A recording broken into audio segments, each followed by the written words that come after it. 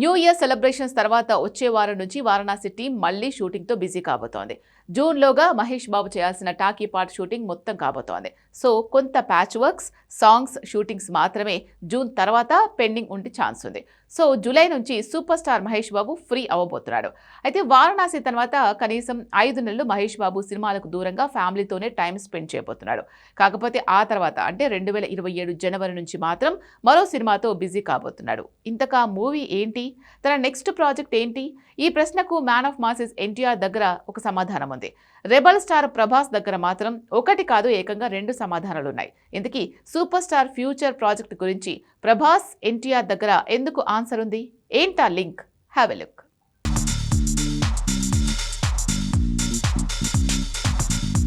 Super star Mahesh బాబుని global super star గా మార్చే మూవీ వారణాసి. 1000 కోట్లు కాదు, అన్లిమిటెడ్ బడ్జెట్ తో వస్తున్న ఇండియా తొలి international movie.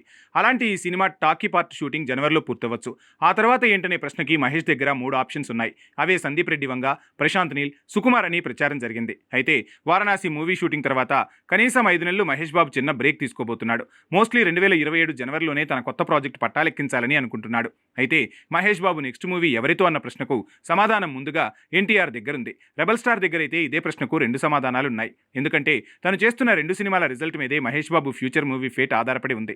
Already ప్రభాస్తో spirit movie తీస్తున్న సందీప్ రెడ్డి వంగ ఎన్టీఆర్కి ఒక కథని, మహేష్ బాబుకి మరో కథని వినిపించాడు. ఆల్రెడీ 2-3 సార్లు ఇద్దరితో కథా చర్చలు జరిగాయి. ఎన్టీఆర్కి టైం పట్టేలా ఉంది. సో వారణాసి అయిపోయాక మహేష్ బాబు అవైలబుల్గా ఉండేలా ఉన్నాడు. అందుకే సాధ్యమైనంత తొందరగా స్పిరిట్ని పూర్తి చేసి మహేష్ ప్రాజెక్ట్ని పట్టాలెక్కించాలి అనుకుంటున్నాడు సందీప్. కాకపోతే అదంతా ఈజీ కాదట. వారణాసితో వరల్డ్ వైడ్గా మహేష్కి ఇమేజ్ వచ్చే ఛాన్స్ ఉంది. సో దానికి తగినట్టే నెక్స్ట్ ప్రాజెక్ట్ అంతకు మించేలా ఉండాలి.